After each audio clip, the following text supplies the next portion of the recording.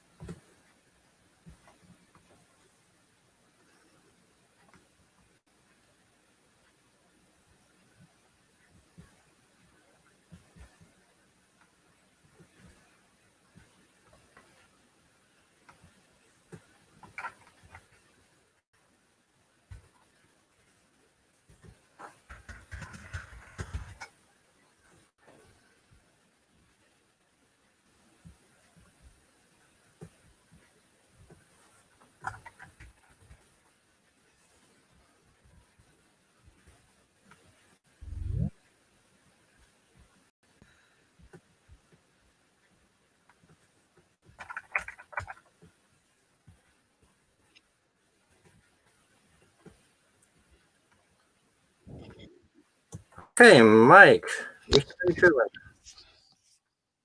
Brauchst du wieder eine Pausenmusik? All good, all good. Let's wait for the others.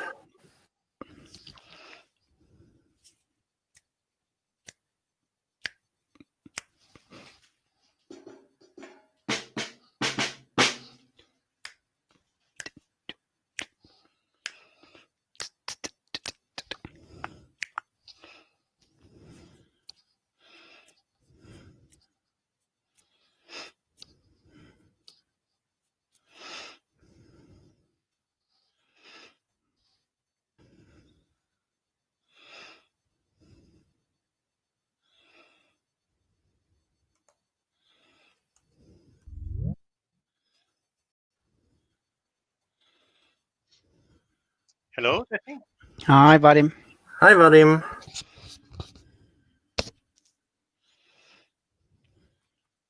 Okay.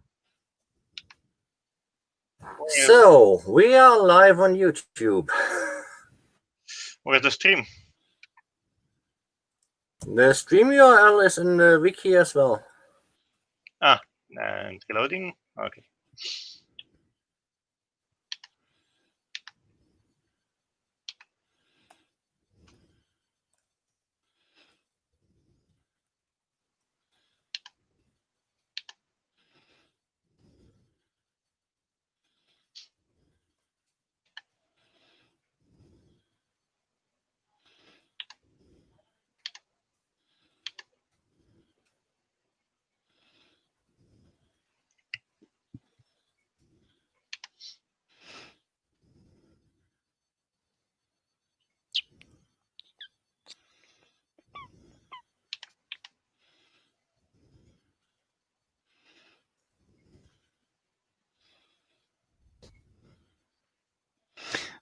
Vadim?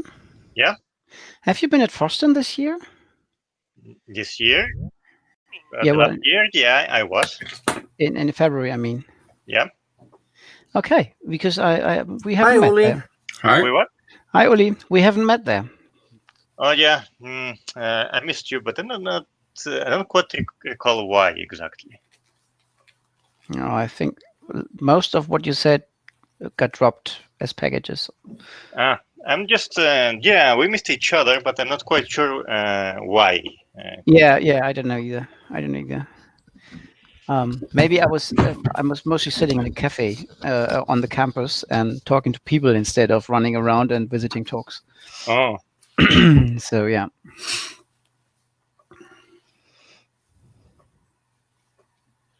Mm-hmm. Give me a minute, just adjusting some things. Mm-hmm.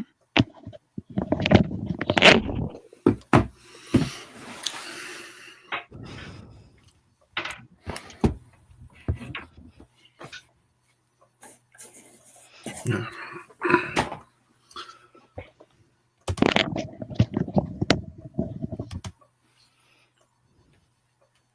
Just a test. Can you hear me? Oh, that's Yeah. beautiful. Yes. Yes, we can. Hello. Good. Who is PB, by the way? That's me. my placeholder bot. Placeholder bot. Yes.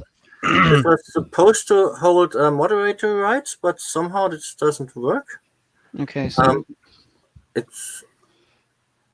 Let me see if I have moderator rights. I think they have this. Everyone has moderator rights on the Jitsi Meet session, the Meet Jitsi thingy. So I have moderator rights, definitely.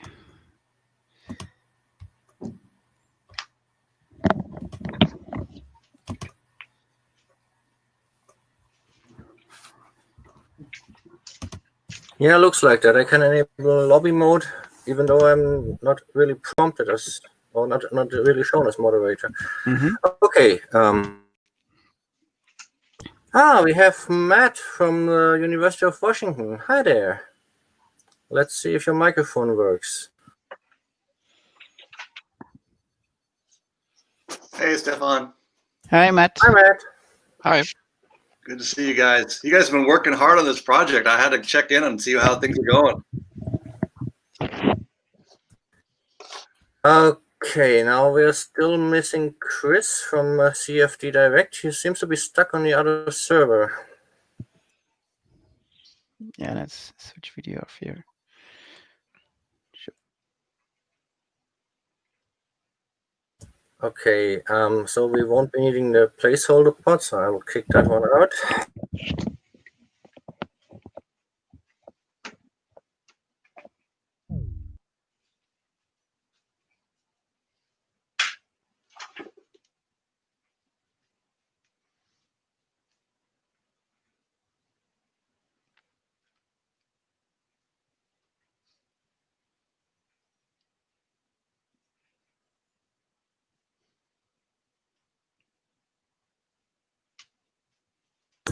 All right, I'm going to send Chris a quick email with a new URL, so we can have him in here, and then we'll start.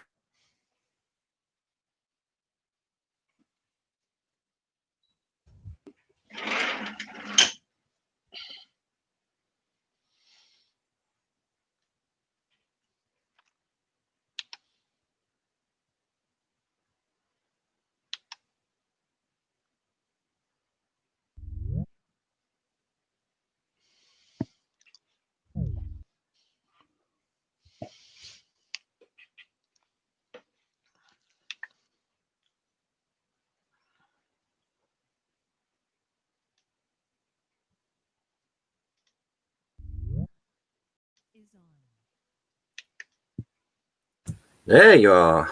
Welcome back. Thanks, Stefan. Okay. How do I sound right now, by the way? Sounds good. Okay. Good to know. All right, so I'm going to mute you all, and we'll start my presentation in a minute or so.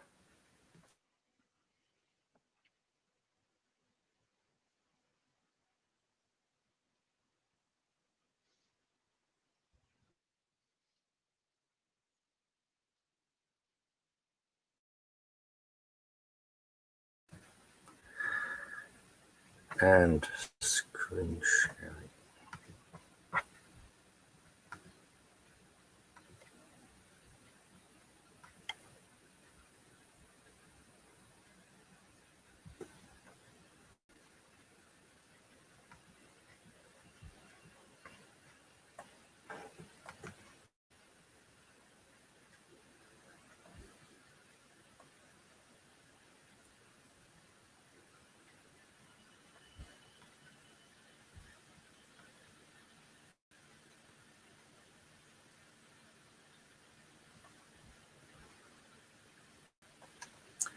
Okay, Mike, would you just unmute yourself for a moment and tell me if you can see the screen? Perfect. All right, let's roll. So, this is X2Go, the Gathering 2020, aka RUS, the Virtual Remote User Symposium. And yes, we decided to pronounce it RUS, not virus. So, hello and welcome everybody to a very different edition of X2Go The Gathering. A quick look at today's agenda. Gosh, we're fast. We're already at the second item. So we made it past the welcome message and are looking at the agenda, which means next up is my X2Go State of the Union address. Now, I'm not going to list all the breaks here, but we have a pre-recorded talk from Mike 1 about the HTML5 client, followed by Mihai's presentation about his work on libx2go client and Uli's peek into X2Go's plumbing the NX libraries. After that, Chris is going to tell us about an exciting use case for X2Go. And finally, Vadim will tell us how Kindle added real-time audio compression to their NX-based product QVD. So here it is, the State of the Union address.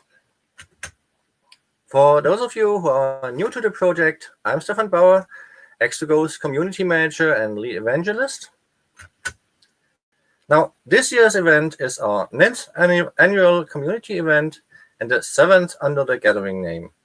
It's the second time at Shackspace, which came rather unexpected, but we're grateful that they're having us again. We'll definitely not set any new real-life attendance records this year, but this is obviously intentional. And including this State of the Union address, we'll have 6 talks, all of them today. So Saturday is completely free for coding and debugging sessions. On Sunday morning, we'll have the Orca meeting and maybe another coding session afterwards. So this is me doing last year's State of the Union address. And as you can see, it's difficult to make predictions, particularly about the future, because everything changed when the Fire Nation attacked. Well, not really the Fire Nation, but COVID-19, obviously. Which means that this year, everything's different. And usually we'd show the list of our sponsors here, but for such a small event, we didn't bother asking for any sponsorships. So some of our regular sponsors instead, like CFD Direct, have stepped up and offered to pay for improvements on the X2Go and X library code base instead, with money they had originally put aside for this year's gathering. And not only that, they even increased their usual donation amount. So this time, instead of listing the sponsors, we'll start off by looking at the overview of X2Go events in 2020 and 2021. Now, we had a scheduling conflict between Linux Days Chemnitz and the Pi and More event, and not enough volunteers for both. So we had opted to attend Pi and More. And they had already signaled that we could have a booth again there, because we've been there for the last 2 years or so. But in the end, it was all moot, as both events got cancelled on the same day. Linux Info Day Augsburg, Linux Weeks Vienna, and Hack for Glarus Summer suffered the same fate, just a few days or weeks later. They all got cancelled before their calls for presentations ended, or in some cases even before they started. The last victim so far was the Tübix, which was scheduled for late June and got cancelled by the end of April. But Open Power Summit North America not only got postponed, but turned into an entirely virtual event, which meant that we were finally able to take part there remotely. So we've had at least one virtual event in 2020 so far where we could present X2Go. Now, in the same week as the Open Power Summit, there's also this thing called X2Go The Gathering. Oh, hey, that's us.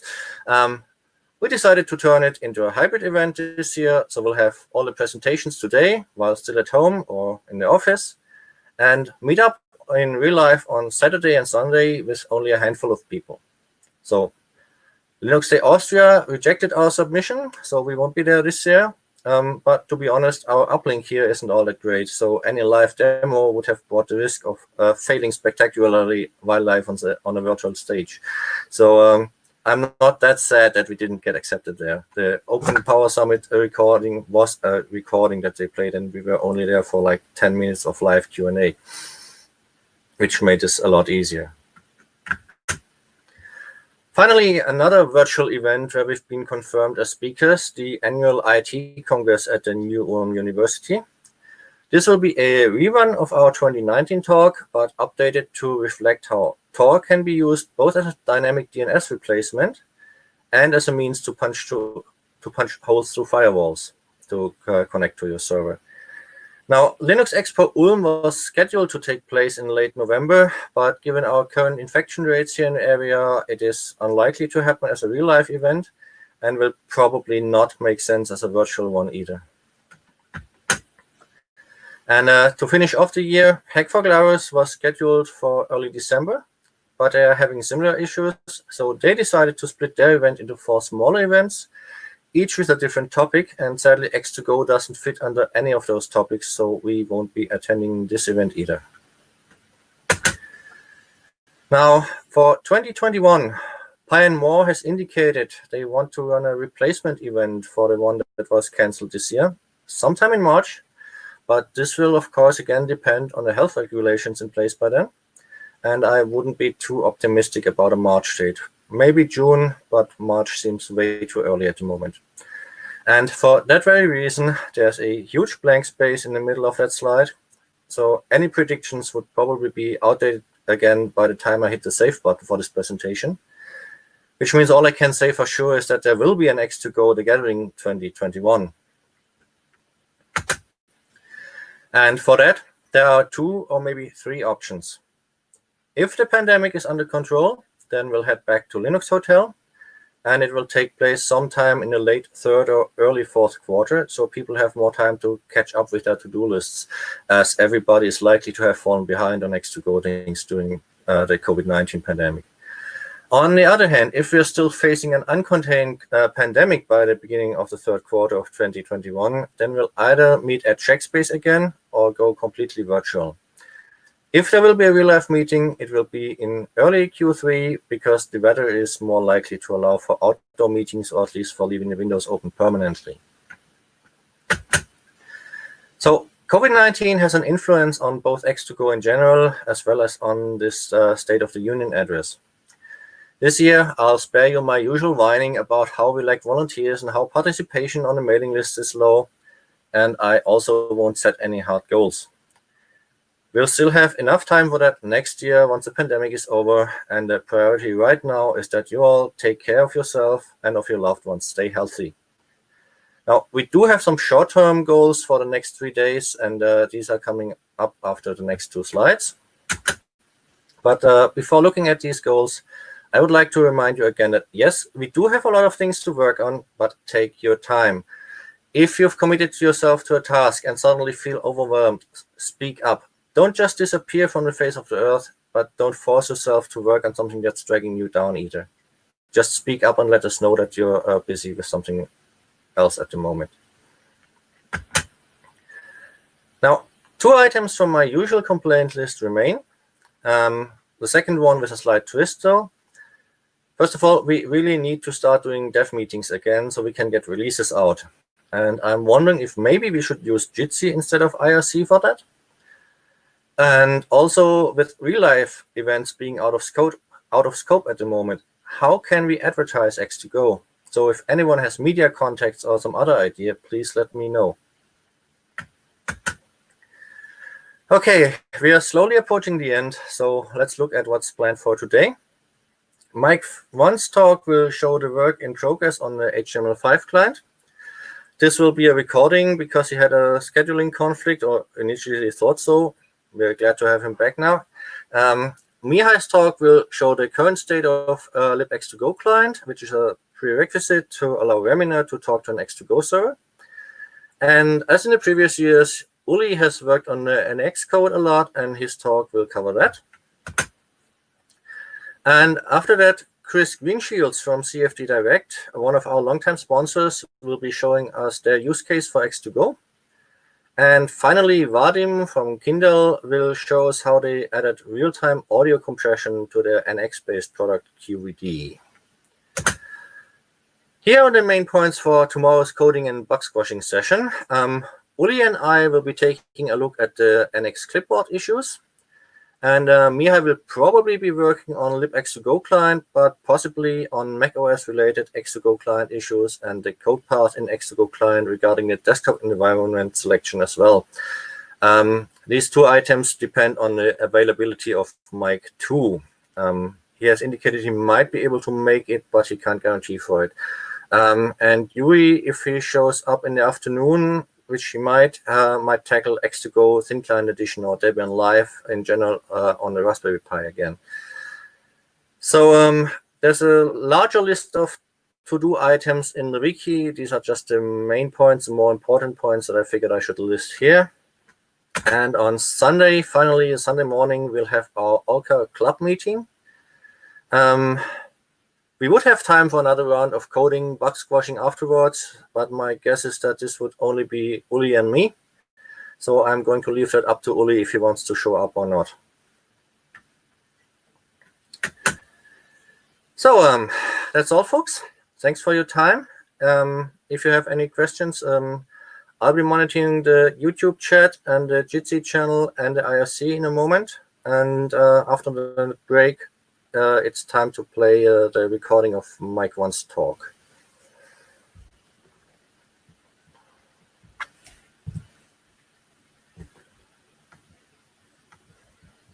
I'm Stefan. Yes, I can hear you. I have not checked how long my presentation will be, so maybe I will have an overly long presentation or overly short. I don't know. So are we flexible or do we have hard time constraints? Let me check the schedule again. I guess I finished a tad bit early. The timer inside LibreOffice said something about 10 minutes when I had aimed for 20. So there's a bit of buffer space now.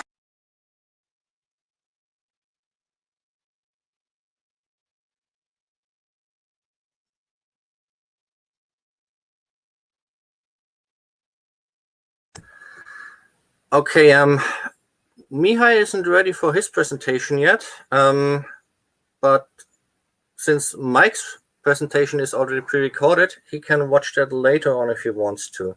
So I would say we take a 5-minute break now and roll Mike's video at 6:20. Is that okay for everyone? Yep. Okay. Yeah, good for me.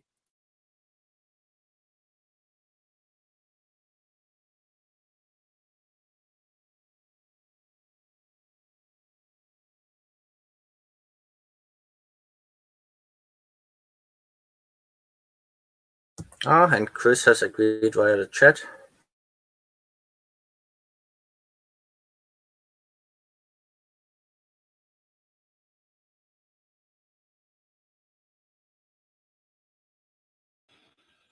Stefan, I think Matt has dropped out of the channel.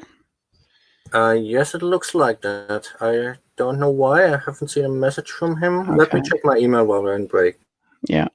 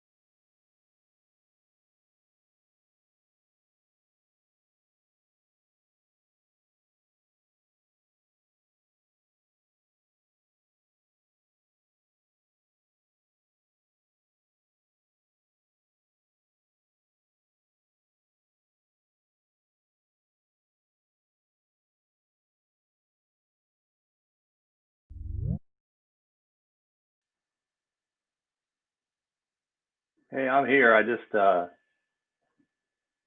was in the live stream on YouTube for a bit. Okay, we were just wondering. Thank you. Yeah, it's good to hear your updates. Thanks for doing that. I look forward to the next one. So it's going to start in 3 minutes or so. 3 minutes, and then we'll roll Mike's video.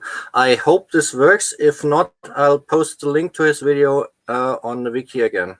Well, I'll redo the talk. Yeah, you have time now. Yeah. We'll see what happens. We'll see what happens. Good. Sounds good. You guys have made so much progress on this project in the last 8 years. It's amazing to me. You guys have a lot of things to be proud of for all the work that you did to make this product so stable. It's come a long way. Yeah. It definitely has. And yet we have so many open bugs and so many things that are still in planning and pre-production and beta phase. And yeah, that's what you want. That's success, because people care about it enough. They want features. They want to extend it. So you're on the right path. Yeah. Thanks for encouraging us and appreciating that. Absolutely. Thanks a lot. Yeah. Thanks You're a lot. welcome. Okay, I'm gonna step away. I'll be back for the presentation. Okay.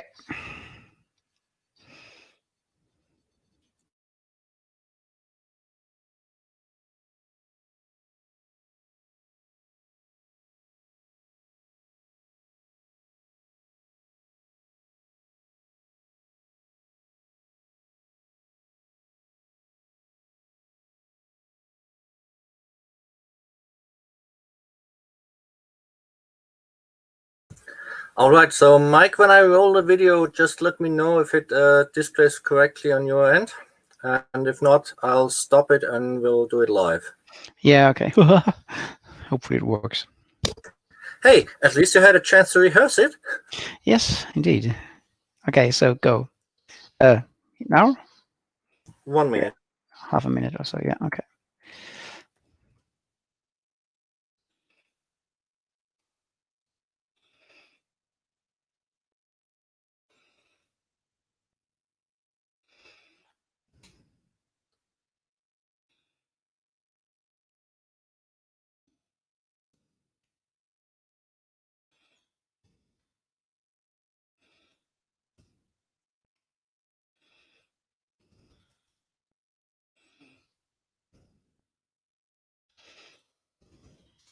All right, time to roll the video.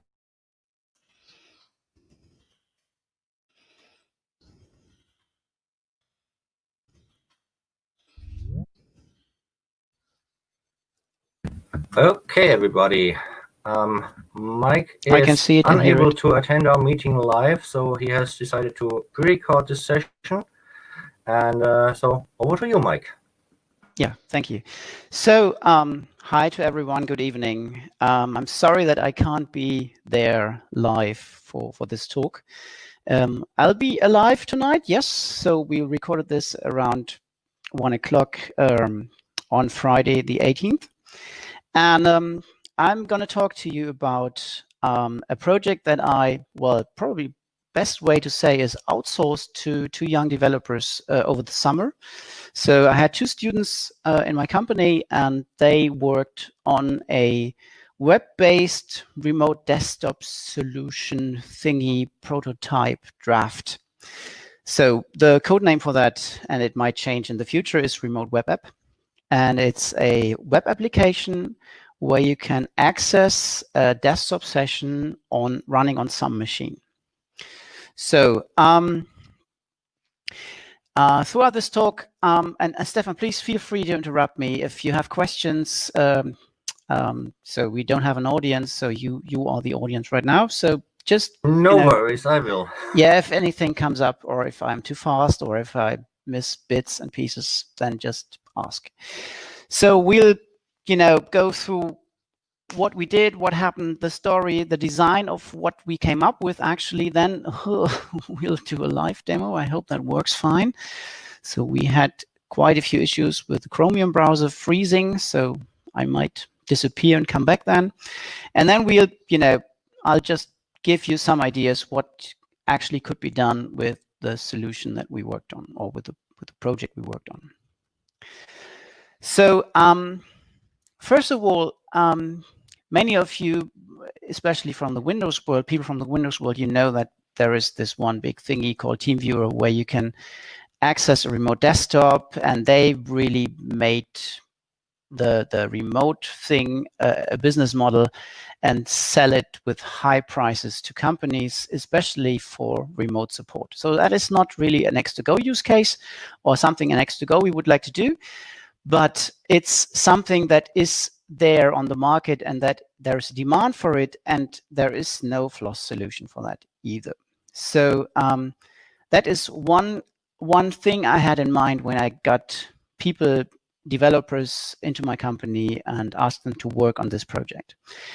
So, and they worked on a web-based solution, a web-based desktop session viewer and remote controller. And the goal or the demand at the beginning of the project was make it pluggable, please, so that we can actually use it at some point in X2Go. And a much easier use case to implement was a remote IT support tool. And actually, for the 2 students, that was more fun. So I'll come to that, where we started and where we ended up. And this web-based desktop sessions viewer thingy could also be an administration front end for a session broker, like the X2Go session broker. It could be, well, anything that relates to controlling users, controlling computers, controlling sessions, viewing them, creating thumbnails if needed of sessions, etc., etc. So this is really, there's potential for more. So I got two students in. One is Jonathan, or Jonathan in German, and he's a student at a school in Lübeck where I do IT support, and he is a real Django expert. And so Django is a web framework written in Python, or you can write web frameworks in Python with Django. Jonathan is also a common web developer, so he is into JavaScript, CSS, Material, CSS, and stuff like that. So, and he's also a co-maintainer or co-developer of Alexis. And Alexis is something that we're hooked up into, and it's a Django-based web solution for managing schools. So that sounds off topic here, but it's not, because the Alexis people really put an effort into writing a rock solid and stable core, and at the same time scalable and customizable and pluggable. So there are current development efforts of getting rid of the school implementation and rip that out of Alexis and move that into plugins, and leave a core with ACL design and with whatever. And you can normally you always have to change config options if you extend a Django site, but Alexis is just you drop in files at the right location, and then you have something other, some other feature added to Alexis. So this core is really an interesting thing to build other products on. And then Daniel, he lives near my place here in northern Germany, and he has been my staff member for a couple of years now already. And he's really a talented guy, and he knows Java, JavaScript, CSS, and now after this project he got involved in QML QD Quick. So whatever task I give him, he takes 2 days, and then he's really an expert in that. So it's an amazing young developer, and both are really talented. So I took these 2 into my company, and I asked them to sit together for 3 weeks online. So Jonathan worked from Lübeck, and Daniel from here, from the place where I live, and we had, well, not daily, but nearly daily chats, and invented a design for a remote desktop solution. And the inspiration for that actually came from Heinz. So, and what we did was Heinz Markus Grazing, and what we did is we turned Alexis into a remote desktop web application. So, and at the beginning we wanted to do that for X2Go, in fact, but it came out that how X2Go works internally was a bit clunky and clumsy to teach to these young developers. And it's not because they are not talented enough, it's just because it's a bit, X2Go is quite peculiar, let's say it that way. So we thought about another use case that I also had in mind before, and that they actually really fell in love with, and that was an IT support tool for basically providing IT support on some local machine by someone else on the network. So, and the design we came up with, and a lot of stuff of that is not documented yet, but it will be, is something that can be really scaled to an enterprise level at the very end. So, and it's at the moment, it's really a proof of concept that it works and that one could go that pathway. So what we have, so we say we need, sorry for that, we need a little GUI application, and this GUI application is something that people who use TeamViewer know it's an application where you can say, hey, I want remote support, and then you click something or you enter something, and then someone visits you on your machine and your desktop is shared to that person. So that is here on the slide in the bottom left corner, the support client. Let me just see. No, that's on the right. Sorry, I'm sorry. It's the remote client, the big box on the right, and the upper part, remote support desktop, that is the GUI application that the user on the local machine opens up, launches, and demands remote support. So this application talks to a session bus, a dbus session bus, and this session bus establishes a bidirectional communication with a Django-based web server application. So that is on the top left. And this Django-based web server application provides basically a desktop viewer and means to control that desktop session in a web browser. And that is on the very left at the bottom, the remote web app support client. So that is the machine or the browser that the support IT staff person sits in front of. Yeah, so we have a lot of boxes and we have arrows, but that's the basic idea. So, and that is all on localhost. So it could be, we have ideas in mind to actually provide one support framework over multiple intranet, VLANs, whatever, and then have several Django servers on the network where the support people log into, and then, yeah, but it's just, this happens all on one machine. So it's all on localhost. So, and yeah, that was quite fast. Stefan, any questions from your side? Not up here, no, not until here, no. Okay, good, okay. So, okay, so then we can... we have used up 10 of your 20 minutes now. Thank you. Okay, so we'll come to the live demo.